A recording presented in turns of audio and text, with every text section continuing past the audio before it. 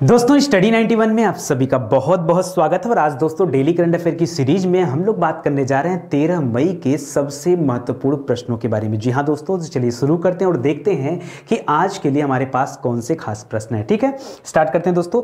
याद रखिए इस वीडियो लेक्चर का आपको PDF भी दिया जाता है, साथ ही साथ टेस्ट भी दिया जाता है। तो अगर आप चाहते हैं तो नीचे डिस्क्रिप्शन में लिंक दिया गया, वहां जा करके आप इसका PDF डाउनलोड कर सकते हैं। और अगर आप प्रैक्टिस करना चाहते हैं तो प्रैक्टिस कीजिए, अगर आप जो है टेस्ट देना चाहते हैं तो आप टेस्ट भी दे सकते हैं। ठीक है, चलिए स्टार्ट करते हैं। बड़ा प्यारा सा क्वेश्चन है दोस्तों, बहुत ही इंपॉर्टेंट क्वेश्चन भी है।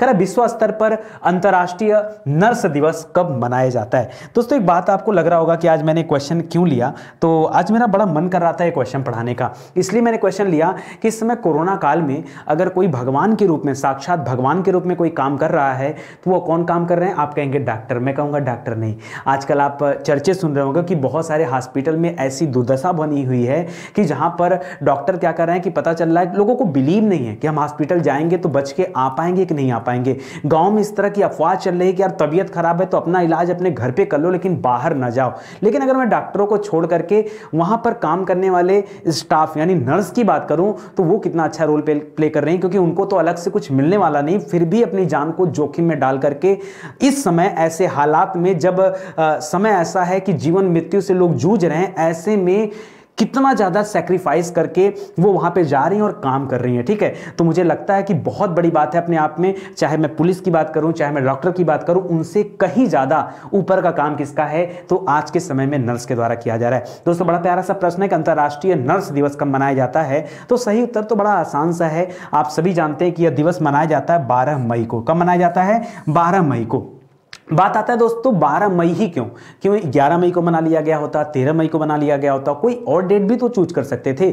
ऐसा क्यों सर कि 12 मई को ही किया गया। दोस्तों 12 मई को एक खास व्यक्ति का जन्मदिन है। उन व्यक्ति का नाम क्या? व्यक्ति इन द सेंस व्यक्ति में मेल फीमेल दोनों आते हैं। अगर मैं बाद में पुरुष और महिला की बात करूं तो वहां पर कैटेगराइज होते हैं, लेकिन व्यक्ति में दोनों आते हैं। तो याद रखिए, आपने नाम सुना होगा फ्लोरेंस नाइटिंगेल का। नाम सुना है क्या? फ्लोरेंस नाइटिंगेल का नाम आप सभी ने सुना होगा। दोस्तों ये जो फ्लोरेंस नाइटिंगेल थी, ठीक है, इनका जन्मदिन है कब? 12 मई को। लेकिन सर ये बताइए, ये फ्लोरेंस नाइटिंगेल के जन्म के दिन के अवसर पर ऐसा क्यों मनाया जाता है। दोस्तों उसके पहले आपको जानना पड़ेगा इतिहास का पन्ना खंगालना पड़ेगा और आपको जानना होगा फ्लोरेंस नाइटिंगेल के बारे में। चलिए आइए शुरू करते हैं। दोस्तों ऐसा माना जाता है कि फ्लोरेंस नाइटिंगेल ने ही आधुनिक नर्सिंग की शुरुआत किया। क्या किया?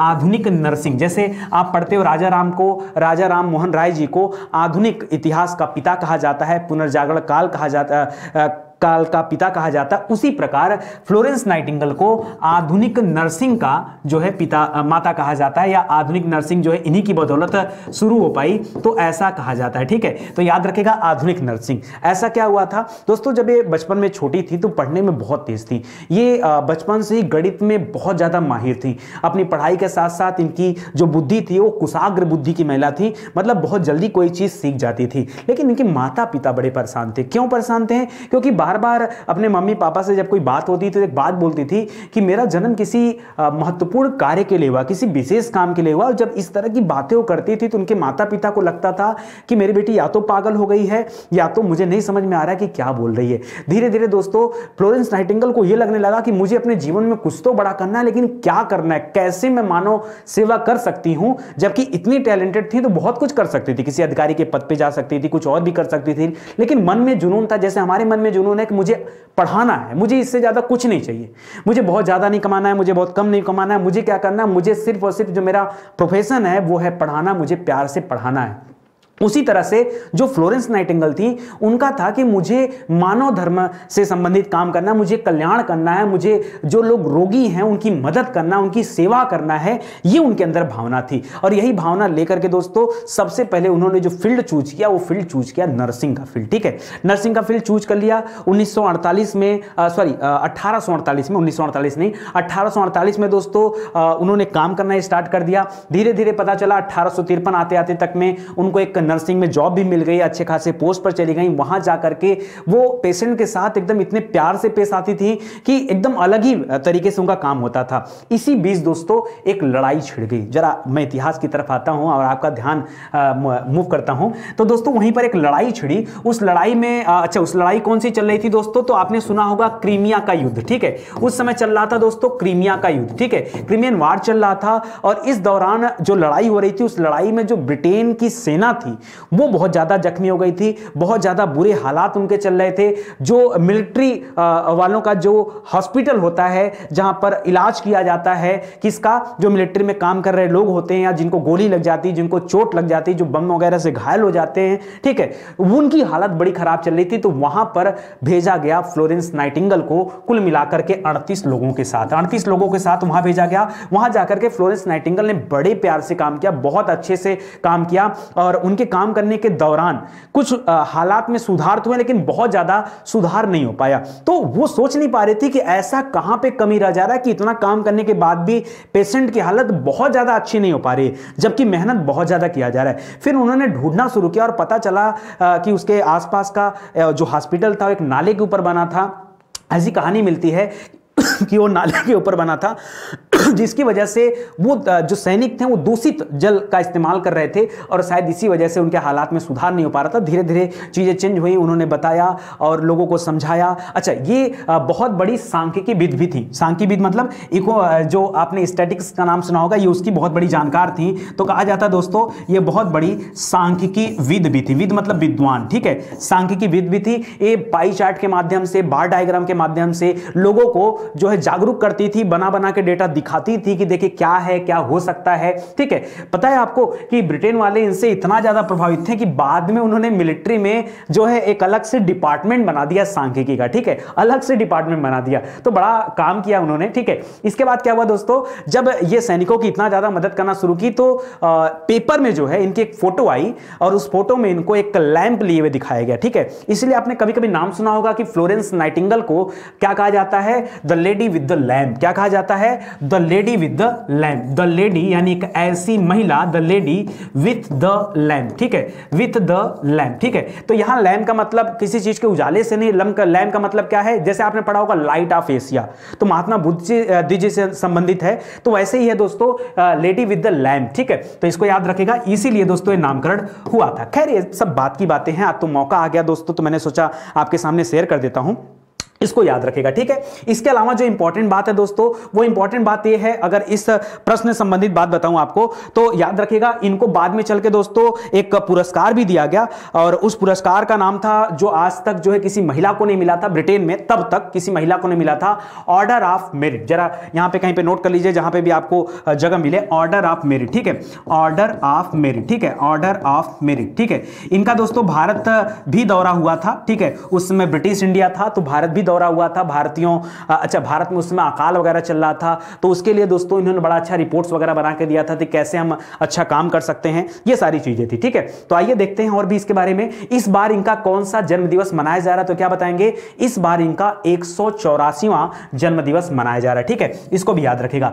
थीम क्या है दोस्तों, तो थीम है nurse advice to lead a vision for future health care, ठीक है। इसको भी याद रखेगा, ये आपके लिए इंपॉर्टेंट। बाकी जो बातें थी दोस्तों वो मैंने बता दिया। एक बात और याद रखिए, इनका नाम फ्लोरेंस नाइटिंगेल कैसे पड़ा, तो नाइटिंगेल इनका नाम था और फ्लोरेंस दोस्तों इनके जहां इनका जन्म हुआ था उस शहर का नाम था। इनका जन्म हुआ था इटली में और इटली में एक जगह पड़ता है जिसका नाम है फ्लोरेंस, ठीक है, इसलिए इनको फ्लोरेंस नाइटिंगेल बुलाया जाता है। और लेडी विद द लैम्प की मैंने पूरी कहानी आपको बता दिया, तो मुझे नहीं लगता कि इससे ज्यादा आपको किसी चीज की जरूरत है। एक चीज यहां पर और याद रखेगा, इनकी याद में दोस्तों आगे चल के नर्सिंग कॉलेज भी खोला गया, नर्सिंग स्कूल बनाए गए और साथ ही साथ एक इंपॉर्टेंट प्रश्न भी याद रखेगा कि इंटरनेशनल काउंसिल ऑफ नर्स का मुख्यालय कहां पर है, तो स्विट्जरलैंड के जेनेवा में है। कहां पर है, स्विट्जरलैंड के जेनेवा में। इतनी बातें दोस्तों गांठ बांध लीजिएगा क्योंकि ये प्रश्न बहुत ज्यादा इंपॉर्टेंट है, ठीक है। आगे बढ़ते हैं।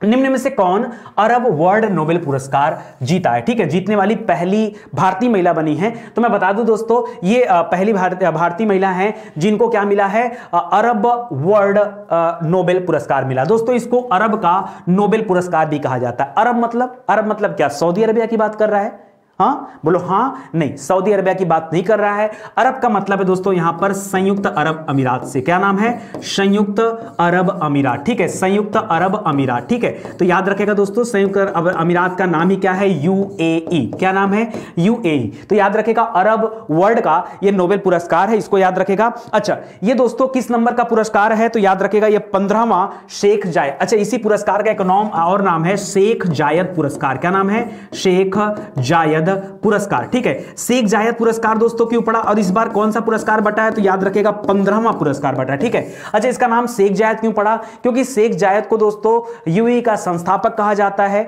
ठीक है। काफी लंबे समय तक उन्होंने वहां पर शासन किया, कुल मिला जुला के 30 साल तक लगातार उनका शासन रहा है, ठीक है।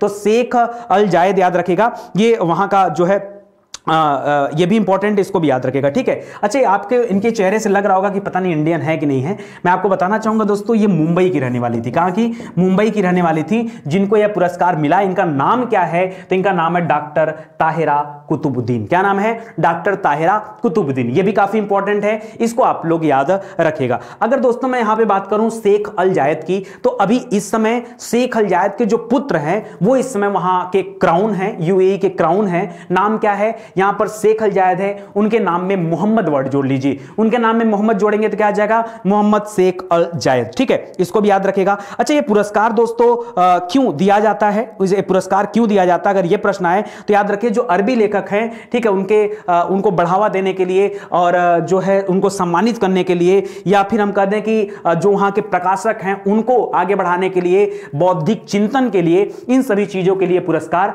दिया जाता है। तो इसको दोस्तों आप लोग याद रखेगा, ठीक है। अगर मैं बात करूं इस समय जो शेख मोहम्मद अल नहयान है, अगर उनके बारे में बात करूं तो दोस्तों अभी आपने सुना होगा कि गणतंत्र दिवस पर उनको एज अ विशेष अतिथि के रूप में बुलाया गया था, ठीक है। तो इसको भी दोस्तों आप लोग याद रखेगा। और कब बुलाया गया था, अभी रिसेंट की बात नहीं है, वो आए थे आई थिंक 2017 वगैरह के पास, एक बार आप देख लीजिएगा, ठीक है। 2017 में उनका भारत का दौरा हुआ था, इसको भी याद रखेगा, ये भी इंपॉर्टेंट है। और एक जबरदस्त प्रश्न दोस्तों यहां से और भी याद रखिए, संयुक्त अरब अमीरात पूरी तरह से एक मुस्लिम कंट्री है, लेकिन उसके बावजूद भी वहां पर एक हिंदू मंदिर बनाया जा रहा है। बहुत बड़ी बात है, मुस्लिम कंट्री में एक हिंदू मंदिर बनाए जाने की जो है काम वहां जारी हो गया है। 2023-24 के आसपास तक वो पूरा मंदिर बन जाएगा।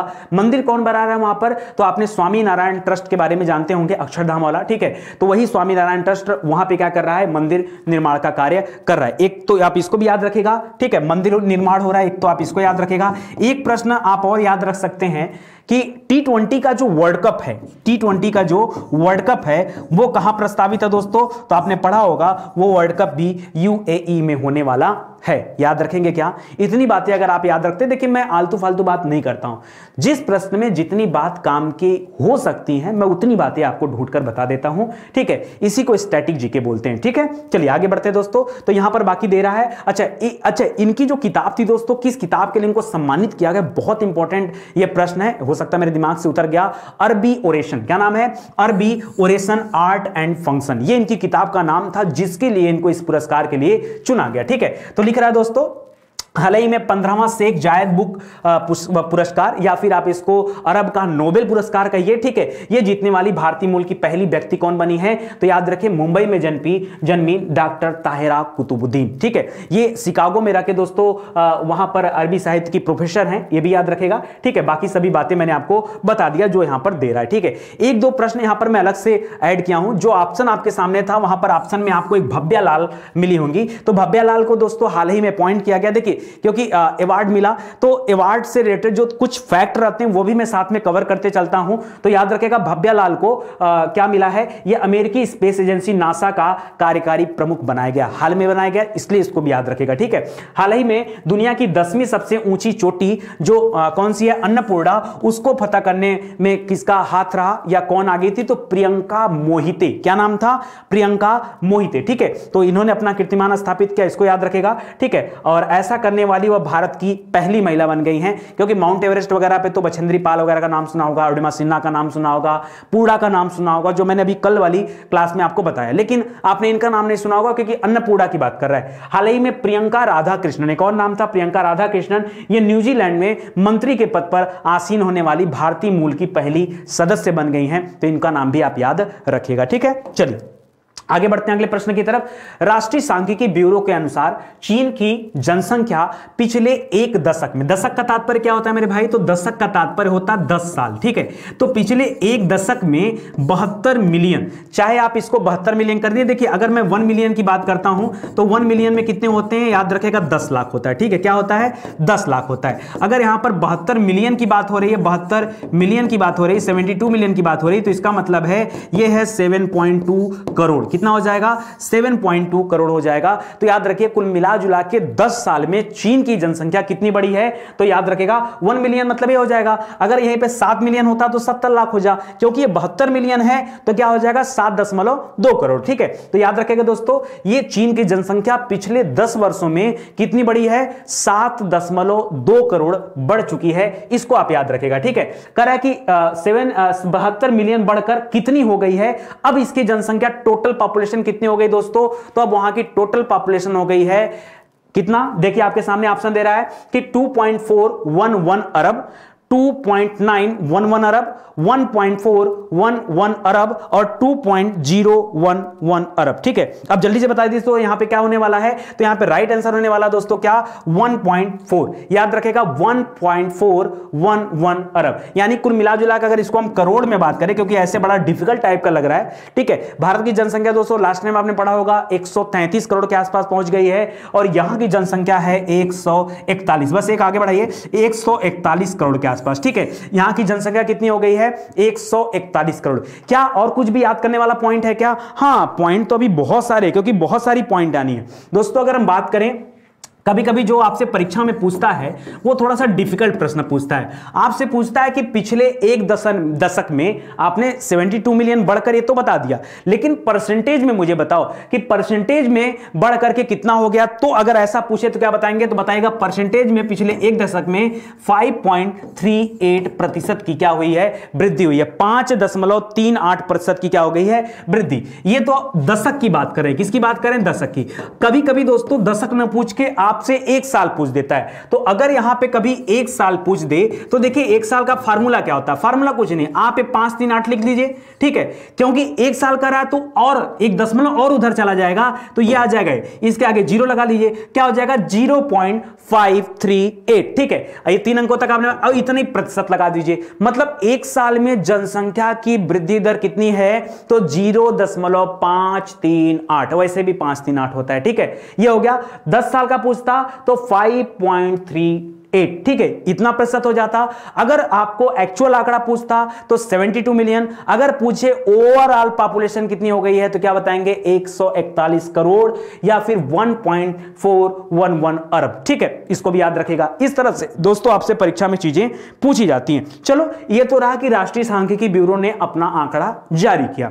अब अगर दोस्तों अपने देश में बात करें कि इस तरह के क्या सांख्यिकी ब्यूरो अपने देश में भी हैं, तो हैं दोस्तों। आपने पढ़ा होगा, मिटा दूं क्या इसको, मिटा दूं, चलो एक नया पेज ले लेता हूं यहां से और आपको बताता हूं। दोस्तों आपने पढ़ा होगा पिछले कुछ समय पहले, एक मिनट में यहां पे थोड़ा सा इमेज कुछ अच्छा ले लूं ताकि आपको थोड़ा सा बेहतर लगे, ठीक है।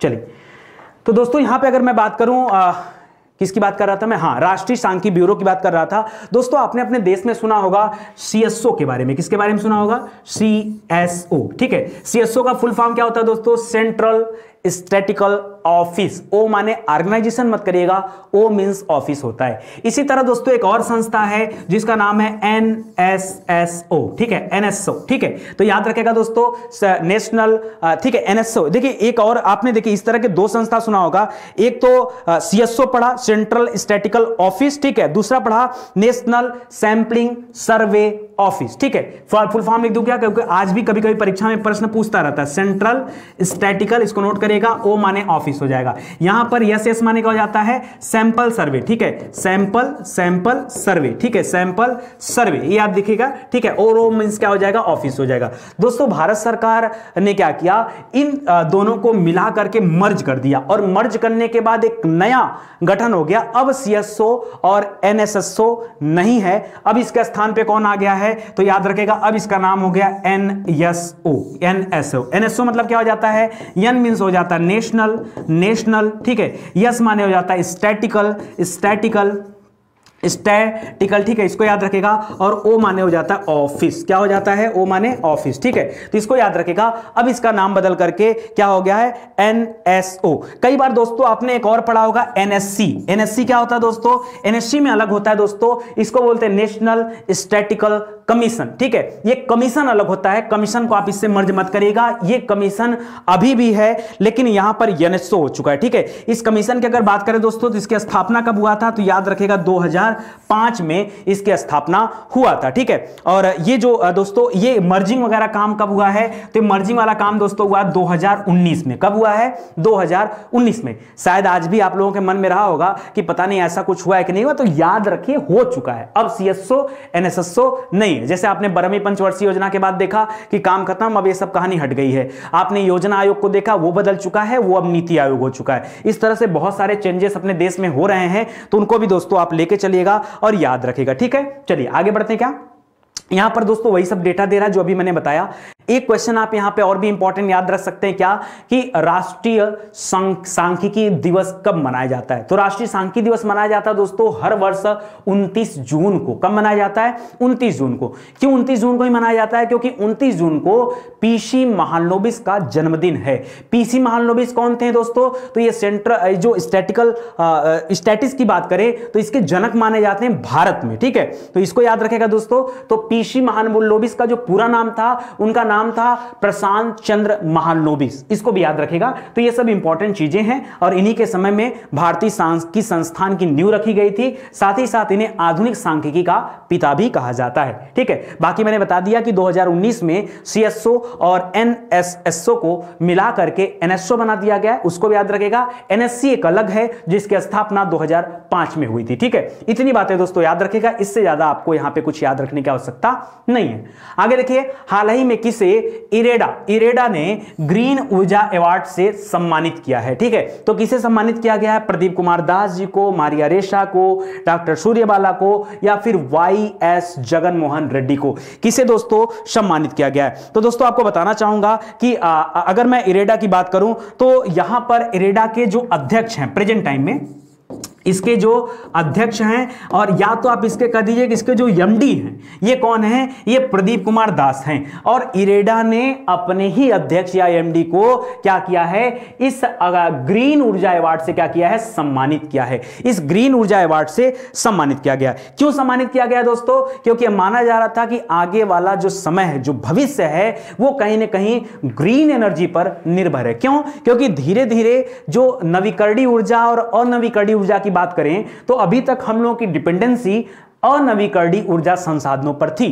लेकिन मैं आपको क्या समझा रहा हूं, आप कहेंगे सर एक तो नया बवाल ला दिए आप, ये नवीकरणीय, ये अनवीकरणीय। रुको, पहले मुद्दा खत्म होने दो, फिर प्रश्न पे आते हैं। कई लोगों के मन में सवाल होगा कि सर ये नवीकरणीय क्या होता है। कई बार हम लोग सर परीक्षा में सुनते हैं नवीकरणीय ऊर्जा और अनवीकरणीय ऊर्जा। सर बहुत कंफ्यूजन है, समझ में नहीं आता है इसके बारे में कि ये है क्या अनवीकरणीय ऊर्जा, ठीक है, ये है क्या, ठीक है, अनवीकरणीय ऊर्जा के स्रोत, ठीक है। सर ये होता क्या है, तो मैं आपको बताना चाहूंगा दोस्तों। अनवीकरणीय मतलब क्या होता है, जैसे आपने सुना है कि आपका ड्राइविंग लाइसेंस फेल होने वाला है, उसका नवीकरण करा लीजिए। नवीनीकरण मतलब उसको रेन्यूअल करा दीजिए, ठीक है। रेन्यूअल मतलब क्या होता है, रेन्यूअल मतलब क्या होता है कि आपको फिर से लाइसेंस बनाना, नहीं सर फिर से नहीं बनाना है, जो बना है ना वही रेन्यूअल हो जाएगा, उसका डेट एक्सटेंड हो जाएगा, नया नहीं बनता है बस।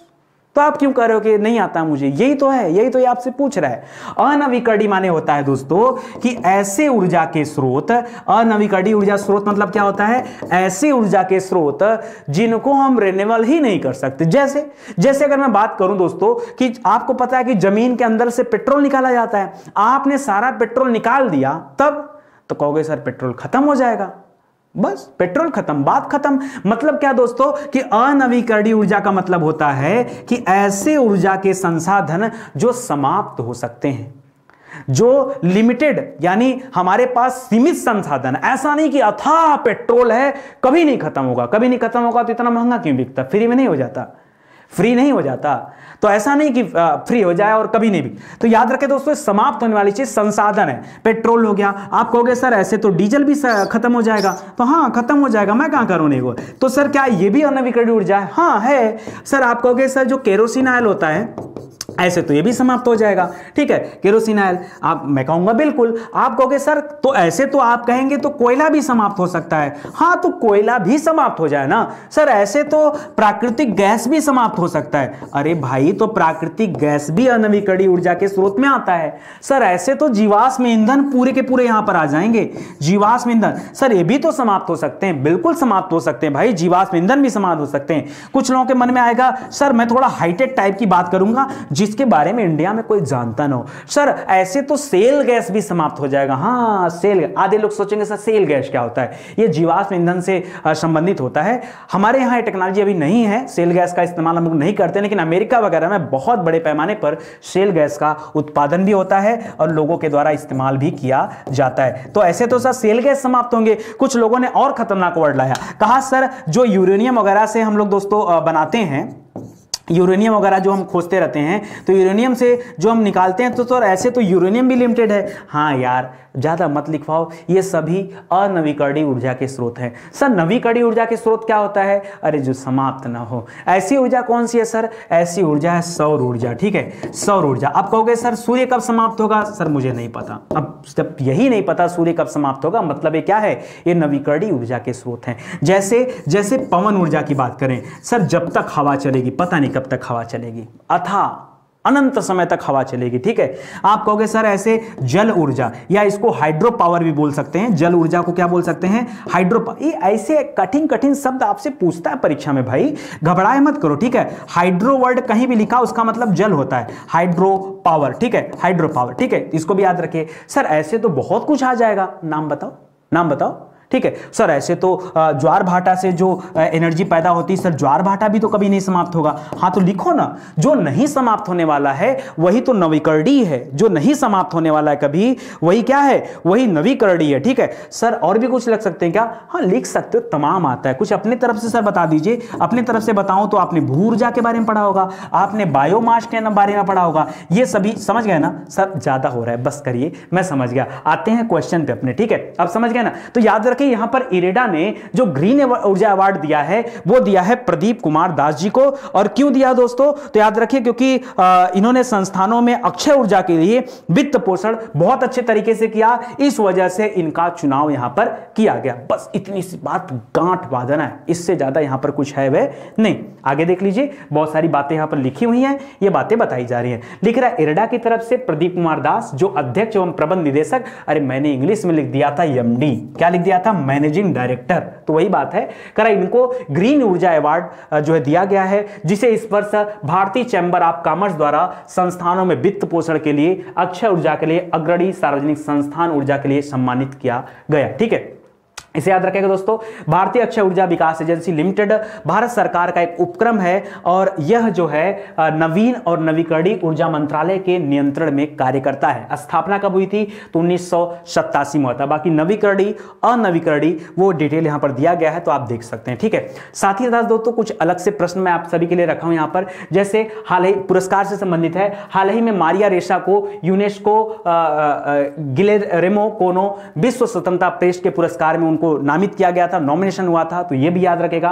उत्तर प्रदेश सरकार ने वरिष्ठ साहित्यकार डॉक्टर सूर्यबाला को भारत भारती सम्मान से सम्मानित करने का सोचा है। ठीक है, तो यह भी है दोस्तों, भारत भारती सम्मान बहुत इंपॉर्टेंट है, आप स्टार लगा लीजिए, यह प्रश्न आपसे परीक्षा में पूछा जा सकता है। ठीक है, इसके अलावा हाल ही में आंध्र प्रदेश के मुख्यमंत्री YS जगनमोहन रेड्डी को इसको चीफ ऑफ मिनिस्टर का अवार्ड भी दिया गया है, इसको भी दोस्तों आप लोग याद रखिएगा। चलिए अगले प्रश्न पर आते हैं। हाल ही में किस देश के प्रधानमंत्री ने प्रतिनिधि सदन में अपना विश्वास मत खो दिया है? भाई वो कौन से देश? आप तो इमेज देख करके दोस्तों बता ही सकते हैं कि किस देश के रहने वाले हैं। जल्दी से बता दीजिए दोस्तों, जल्दी से बताइए। आइए मैं बताता हूं, ये है पीएम यानी प्रधानमंत्री थे कहां के? नेपाल के। कहां के प्रधानमंत्री थे? नेपाल के। नेपाल की राजधानी कहां पर है सर? तो नेपाल की राजधानी है काठमांडू। ठीक है, कहां पर है? काठमांडू। यहीं पर दोस्तों पशुपतिनाथ का मंदिर है, वो भी याद रखेगा। माउंट एवरेस्ट वगैरह सब नेपाल में पड़ता है। चलो कुछ काम की बातें करते हैं। दोस्तों जाहिर सी बात है कि जो प्रधानमंत्री होता है वो निचले सदन का, ठीक है, जिसे जनता का सदन भी कहा जाता है, उसका नेता माना जाता है। क्यों? क्योंकि उस सदन में उसका बहुमत होता है। यहां पर कहानी कुछ ऐसी हुई कि इन्होंने अपना बहुमत खो दिया। जब फ्लोर टेस्टिंग हुआ तो फ्लोर टेस्टिंग में पता चला कि इनके पास बहुमत ही नहीं है। ठीक है, क्या हुआ दोस्तों फ्लोर टेस्टिंग में? तो अगर मैं टोटल मेंबर की बात करूं जो नेपाल की संसद में निचले सदन में दोस्तों मेंबर हैं, वहां पे मेंबर हैं 275। कितने मेंबर हैं? 275 मेंबर टोटल हैं और 275 मेंबर में से 136 की जरूरत इनके पास थी, मतलब इतना चाहिए था इनको। ठीक है, और पता क्या चला? पता चला कि इनके पास मात्र 93 लोग हैं जो इनका सपोर्ट कर रहे हैं, बाकी लोग इनके सपोर्ट में ही नहीं थे। तो बस सेकंड लगा और तख्ता पलट हो गया यहां पर, मतलब इनकी सरकार गिर गई। ठीक है, केपी शर्मा ओली की सरकार क्या हो गया? गिर गया। कहां से? याद रखेगा, नेपाल से इनका सरकार क्या हो गया? गिर गया। तो एक तो आप इसको याद रखेगा। अच्छा, अगर मैं यहां पे बात करूं दोस्तों राष्ट्रपति की, कि यहां की राष्ट्रपति कौन है, तो याद रखेगा दोस्तों, आपने पढ़ा होगा विद्या देवी भंडारी। विद्या देवी भंडारी, एक तो आप इसको भी याद रखेगा, विद्या देवी भंडारी।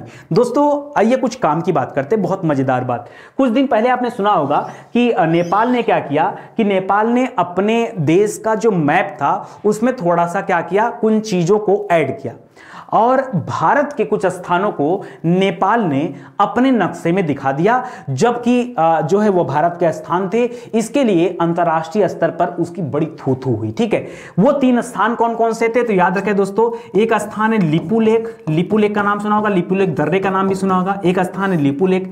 दूसरा स्थान है दोस्तों लिम्पियाधुरा। लिपुलेख, लिम्पियाधुरा, लिम्पियाधुरा, और तीसरा है काला पानी। ठीक है, तो लिपुलेख और लिम्पियाधुरा, कुल मिला जुला के दोस्तों 3 ऐसे स्थान थे।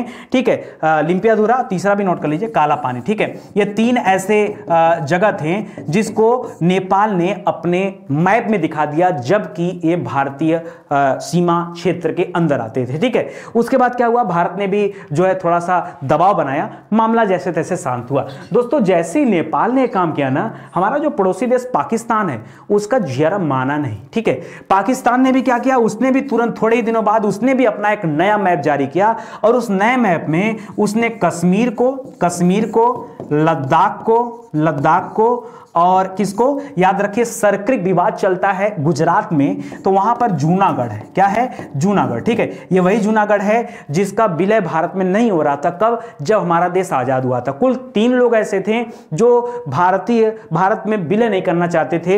एक थे राजा हरि सिंह जो कि जम्मू कश्मीर के थे, दूसरा है जूनागढ़ और तीसरा था हैदराबाद। ये 3 रियासतें ऐसी थी जो यहां पर जो है भारत में शामिल नहीं होना चाहती थी। ठीक है, तो याद रखेगा दोस्तों, ये वही वाला जूनागढ़ है। ठीक है, तो इसको भी पाकिस्तान ने अपने मैप में दिखा दिया। हालांकि उसके भी बड़ी थू-थू हुई, क्या फर्क पड़ता है, कोई अपने मैप में दिखा देगा तो उसका स्थान थोड़े हो जाएगा।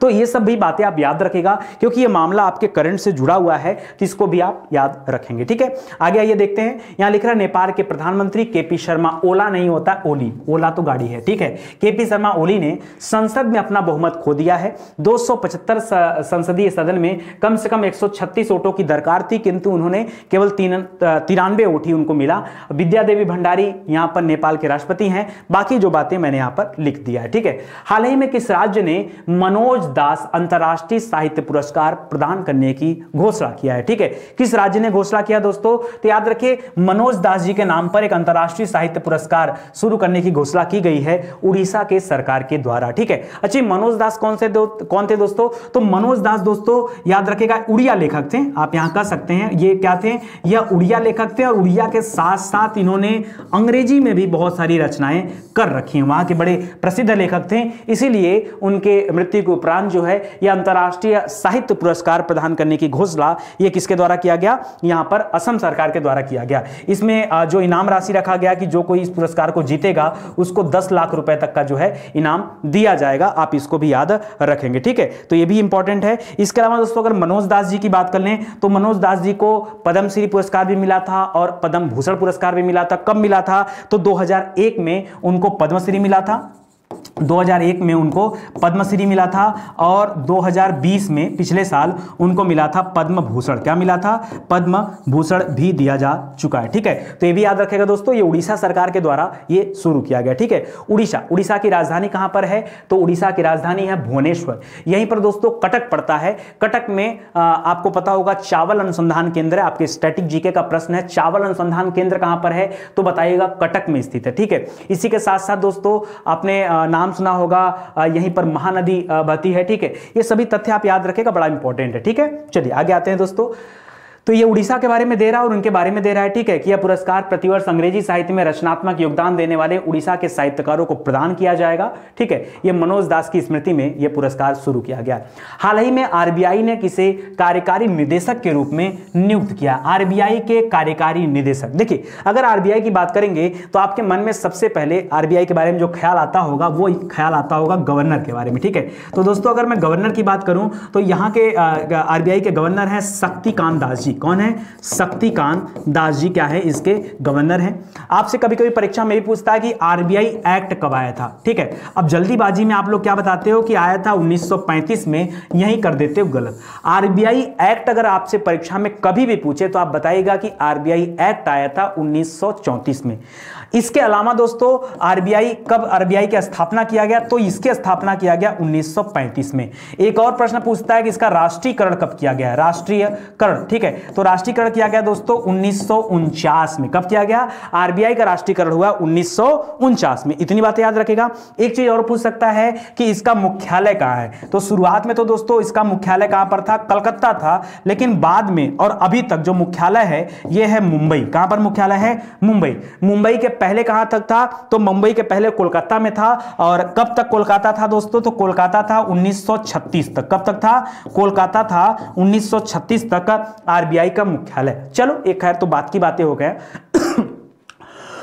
किसे कार्यकारी निदेशक बनाया गया? ये इस प्रश्न का जो सही उत्तर है वो है दोस्तों, याद रखेगा, जोस जे कट्टूर। क्या नाम है? जोस जे कट्टूर को यहां पर कार्यकारी निदेशक बनाया गया। ठीक है, इसको भी याद रखेगा दोस्तों, ये भी जो है इंपॉर्टेंट है। इसके अलावा दोस्तों आपने ये भी पढ़ा होगा कि आरबीआई में कुल 4 डिप्टी गवर्नर होते हैं। क्या होते हैं? जिनको आप उप गवर्नर भी कहते हैं। ठीक है, तो ये डिप्टी गवर्नर दोस्तों कौन कौन है? तो याद रखेगा दोस्तों, 4 डिप्टी गवर्नरों में जो पहला नाम है वो है एमके जैन। क्या याद रखेंगे? एमके। देखिए दो लोगों का नाम एमएम से, एमके जैन और एमडी पात्रा। ठीक है, एमके देखिए यहां पर नाम भी दे रहा है, एमके जैन और एमडी पात्रा, ये 2 लोग होंगे। एक है आपके राजेश्वर राव जी, राजेश्वर राव, और एक है आपके टी रविशंकर। ठीक है, ये 4 नाम दोस्तों आपको याद रखना। क्या क्या? M K Jain, M D Patra, T Ravishankar और राजेश्वर राव। ठीक है, राजेश्वर राव का नाम भी यम से ही, यम राजेश्वर राव। तो 3 लोग यम में मौले हो गए, एम राजेश्वर राव, ठीक है, यम के जैन और यमडी पात्रा, 3 लोग एम वाले हो गए। और एक है टी वाले। ठीक है, टी रविशंकर। ठीक है, तो इसको भी याद रखेगा। और गवर्नर कौन है? तो वह शक्तिकांत दास जी। ये 4 बातें आप याद रखेगा। बाकी जो महत्वपूर्ण प्रश्न थे वो मैंने आपको यहां पर करा दिया है। ठीक है, वही सभी बातें यहां पर भी दे रहा है। अच्छा, आपसे कभी मान लीजिए प्रश्न पूछ दे कि भारत में सबसे पहला गवर्नर कौन था? सबसे पहला, ये वाला गवर्नर मत बोलिएगा, ये चक्रवर्ती राजगोपालाचारी, मैं आरबीआई के गवर्नर की बात कर रहा हूं। ठीक है, तो आरबीआई के गवर्नर थे दोस्तों क्या नाम था? Sir Osborne A Smith. ठीक है, इसको भी याद रखेगा, ये आपके लिए जरूरी है। प्रधानमंत्री नरेंद्र मोदी ने ब्रिटेन में होने वाले किस शिखर सम्मेलन में हिस्सा नहीं लेंगे? ठीक है दोस्तों, ये जाने वाले थे, इनको विशेष न्योता भी भेजा गया था। ठीक है, लेकिन कोरोना वायरस को देखते हुए और देश की स्थिति परिस्थिति को देखते हुए मोदी जी ने अपना यह दौरा कैंसिल कर दिया है। ठीक है, इसके पहले भी ऐसा नहीं कि कोविड में मोदी जी का पहला दौरा कैंसिल हुआ है। मोदी जी इसके पहले भी पुर्तगाल दौरे को कैंसिल कर चुके हैं। अपने पुर्तगाल दौरा उनका था, ठीक है, उसको भी कैंसिल कर चुके हैं। और इस बार उनका ये दूसरा दौरा है जो कैंसिल किया जा रहा है। और ये किस लिए, कहां पे होने वाला था दोस्तों? तो ये होने वाला था G7 समिट। क्या होने वाला था? वैसे भारत G7 का हिस्सा नहीं है, लेकिन उसके बावजूद भी इनको विशेष आमंत्रण भेजा गया था। किसकी तरफ से? ब्रिटेन की तरफ से। ठीक है, ब्रिटेन के प्रधानमंत्री हैं बोरिस जॉनसन। कौन है? Boris Johnson. तो दोस्तों बोरिस जॉनसन ने इनको विशेष न्योता दिया था, लेकिन मोदी जी की तरफ से इसे मना कर दिया गया। ठीक है, कि हम वहां पे नहीं आ सकते क्योंकि देश की स्थिति परिस्थिति अभी सही हालात में नहीं है, इसलिए मेरा वहां आना उचित नहीं है। तो यहां पर ये चीज याद रखेंगे। 1-2 प्रश्न दोस्तों और याद रखेंगे, जैसे जो परीक्षा में अक्सर करके पूछता रहता है। जैसे अगर मैं बात करूं G7 कंट्री के बारे में, तो आपको पता होगा G7 कुल 7 देशों का समूह है।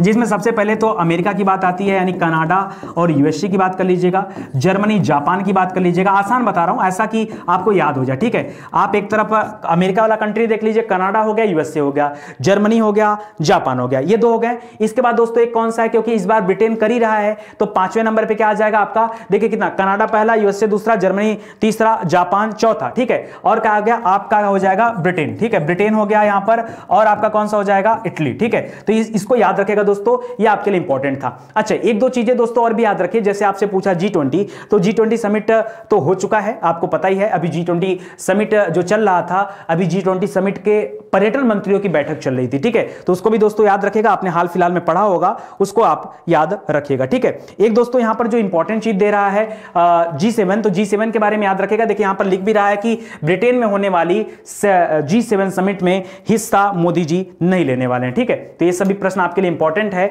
इसको आप ध्यान रखिएगा, ठीक है। आगे देखिए दोस्तों, ये सारी भी बातें लिखी हुई हैं, आगे पढ़ते हैं सीधे प्रश्न को। हाल ही में किस राज्य में एक ऑनलाइन बाढ़ रिपोर्टिंग और सूचना प्रबंधन प्रणाली का शुभारंभ हुआ, ठीक है। किस जगह पर दोस्तों ऑनलाइन बाढ़ रिपोर्टिंग, गजब का है, मतलब एक बढ़िया एप्लीकेशन बनाया गया, लोगों को सूचना ऑनलाइन दिया जाएगा, किसके बारे में, तो यहां लिख रहा है बाढ़ रिपोर्टिंग के बारे में, ठीक है। तो दोस्तों ये कार्य किया है असम ने, कौन किया है, असम ने किया है। और अभी हाल ही में आपने सुना होगा कि असम में मुख्यमंत्री का चुनाव हुआ था, जहां पर जो है बीजेपी ने सरकार बनाया था, और यहां पर जो मुख्यमंत्री बने, जो सीएम बने, कौन बने, तो आपने पढ़ा होगा हेमंत मत बोलिएगा, हेमंता बिस्वा शर्मा, ठीक है, हेमंता बिस्वा शर्मा, ठीक है। याद रखेगा, पहले कांग्रेस के नेता थे, बाद में बीजेपी ज्वाइन कर लिए थे। इसके पहले मुख्यमंत्री कौन थे दोस्तों, तो इसके पहले थे असम के मुख्यमंत्री सर्बानंद सोनोवाल, क्या नाम थे, सर्बानंद सोनोवाल, ठीक है। इसको भी याद रखेगा। एक प्रश्न और यहां पे बन सकता है कि असम के राज्यपाल कौन है, तो याद रखेगा, बड़ा खतरनाक क्वेश्चन है, जगदीश मुखी, क्या नाम है, जगदीश मुखी, ये असम के राज्यपाल हैं। एक इन्हीं जैसा और नाम है जगदीप धनखड़, ये जगदीश हैं, वो जगदीप है, जगदीप धनखड़। तो जगदीप धनखड़ जो है दोस्तों, वो पश्चिम बंगाल के क्या हैं, राज्यपाल हैं, ये आप याद रखेगा, ठीक है। तो ये आगे चल के देखते हैं। अच्छा, इसमें एक दो प्रश्न और ऐड कर सकते हो, बढ़िया क्वेश्चन। जैसे असम में दोस्तों क्या है, काजीरंगा उद्यान है, राष्ट्रीय उद्यान है, काजीरंगा है, और एक है मानस, कौन सा है, मानस अभयारण्य और काजीरंगा, ये दोनों कहां पर है, अक्सर करके परीक्षा में पूछता रहता है, तो क्या बताएंगे, असम में है। असम की राजधानी कहां पर है, तो असम की राजधानी है दिसपुर, कहां पर है, दिसपुर। ये सभी बातों को आप याद रखिएगा। बाकी आपके सामने दे रहा है कि हाल ही में एक ऑनलाइन बाढ़ रिपोर्टिंग और सूचना प्रबंधन प्रणाली की शुरुआत हुई है। असम राज्य आपदा प्रबंधन संस्थान और यूनिसेफ के द्वारा संयुक्त रूप से इसको डेवलप किया गया है। वेब कम मोबाइल एप्लीकेशन, मतलब वेबसाइट भी है और उसके अलावा मोबाइल एप्लीकेशन भी है। उस तकनीक से चालित यह नई प्रणाली बाढ़ प्रभावित लोगों को राहत और पुनर्वास अनुदान प्रदान करने में मददगार साबित होगा, ठीक है। चलिए आगे देखते हैं। Life in the clock tower valley के लेखक कौन है, देखिए बहुत बेहतरीन किताब है दोस्तों, life in the clock tower valley. वैसे बड़ा स्टाइलिश टाइप का नाम लग रहा है, लेकिन यह किताब इंडियन है। क्यों, क्योंकि इस किताब में जिक्र किया गया जम्मू कश्मीर का, और जम्मू कश्मीर की दुर्दशा के बारे में बताया गया, और यह भी कहा गया कि जम्मू कश्मीर कैसा था, कैसा है और कैसा रहेगा, मतलब इसकी दुर्दशा लगातार बनी रहेगी, ऐसा इस किताब में लिखा गया है। इसमें यह भी बताया गया दोस्तों कि वहां की राजनीतिक हालचाल, वहां के पर्यावरण को भी शामिल किया गया। जबकि जम्मू कश्मीर में बहुत सारी किताबें लिखी गई, लेकिन पर्यावरण के मुद्दों को वहां शामिल नहीं किया जाता। इस किताब में पर्यावरण के बारे में भी अच्छी खासी बातचीत की गई है। बाकी मनोज दास की बात करें, मनोज दास जी के बारे में तो हम लोगों ने पढ़ा कि उड़ीसा सरकार ने यहां पर क्या किया, एक अंतरराष्ट्रीय पुरस्कार की घोषणा किया, 10 लाख रुपए इनाम वाला। डॉक्टर ताहिरा कुतुबुद्दीन तो मुंबई वाली है लड़कियां, जिसको अरब का नोबेल पुरस्कार मिला, ठीक है, यह भी आपने पढ़ लिया। लालती राम तो दोस्तों हम लोग कल पढ़े थे लालती राम के बारे में कि ये फ्रीडम फाइटर थे और आजाद हिंद फौज में सुभाष चंद्र बोस जी के नेतृत्व में इन्होंने लड़ाई लड़ा था, ठीक है। ये सभी बातें तो कल हम लोगों ने किया था। इस प्रश्न का सही उत्तर होगा शकूर राथेर, क्या नाम है, शकूर राथेर इस पुस्तक के लेखक हैं, तो इसको भी आप याद रखिएगा। आपके सामने दे रहा है कि life in the clock tower valley press trust of India के पत्रकार शकूर राथेर की पहली पुस्तक है। यह पुस्तक स्पीकिंग टाइगर द्वारा प्रकाशित की गई है। इसमें कश्मीर के प्राचीन, अतीत और इसके वर्तमान और हमेशा अनिश्चित भविष्य के बारे में बताया गया है। इसमें कश्मीर के बारे में ऐतिहासिक और राजनीतिक जानकारी देने के साथ साथ पर्यावरणीय मुद्दों को भी शामिल किया जाता है, जिसके बारे में शायद कभी बात नहीं की जाती है। तो ये सभी बातें आप याद रखेगा दोस्तों। इसी के साथ आज का ये सेशन समाप्त होता है। बाकी आप चीजें जानते हैं कि स्टडी 91 पर पीडीएफ, टेस्ट, ब्लॉग, प्रैक्टिस बहुत कुछ दिया जाता है। आइए पढ़ाई करिए, ठीक है। क्योंकि जब तक आप दुनिया में घूमते रहेंगे, ठीक है, एक जगह अस्थाई नहीं होंगे, तब तक आपको कुछ मिलने वाला नहीं है। तो एक ना एक जगह आपको रुकना पड़ेगा और मुझे ऐसा लगता है कि स्टडी 91 आपके लिए एक बेस्ट प्लेटफॉर्म है जहां आपको सब कुछ मिलता है, ठीक है। तो आइए इसी के साथ देखते हैं, एक अच्छी सी लाइन है, अगर आप लोग अपने जीवन में इन लाइनों को उतारने का प्रयास करेंगे तो निश्चित रूप से आपको सफलता मिलेगी। जिंदगी में जब कभी आप टूटने लगे, ठीक है, तो सब्र रखिएगा, क्योंकि निखरता वही है जो पहले बिखरता है, ठीक है। जैसे कहा जाता है ना कि सूरज की तरह चमकना है तो सूरज की तरह जलना भी पड़ेगा। ऐसा नहीं है कि बस सूरज की तरह चमकना चाहते हो और जितना जलन उसको हो रहा है, जो गर्मी है वो बर्दाश्त करने की क्षमता आपके अंदर ना हो। इसलिए यहाँ कहा जा रहा है कि जिंदगी में जब कभी आपका सब्र टूटे, ठीक है, तो थोड़ा सा सब्र रखना। जब आपका मन टूटे तो थोड़ा सा सब्र रखना। क्यों? क्योंकि जो निखरता वही है जो बिखरता है। पहले बिखरेगा आदमी, बाद में निखरेगा, ठीक है। इसी के साथ दोस्तों हमारी क्लास समाप्त होती है। मिलते हैं अगली क्लास में, तब तक के लिए धन्यवाद। करंट अफेयर का वीडियो अगर आपको अच्छा लगता है तो एक लाइक दे के जाया करिए, बड़ी आवश्यकता होती है आपके लाइक की, ठीक है। वैसे आज के ज़माने में जिसे लोग लाइक करते हैं, एक्चुअली में पुराने ज़माने में वो ठेंगा होता था, तो मैं तो कह रहा हूँ कि ठेंगा दिखा के जाओ, ठीक है। एक लाइक दे दो, ये ठेंगा ही आपका लाइक है, ठीक है। चलिए मिलते हैं अगले वीडियो में, तब तक के लिए धन्यवाद। जय हिंद, जय Bharat. Thank you so much.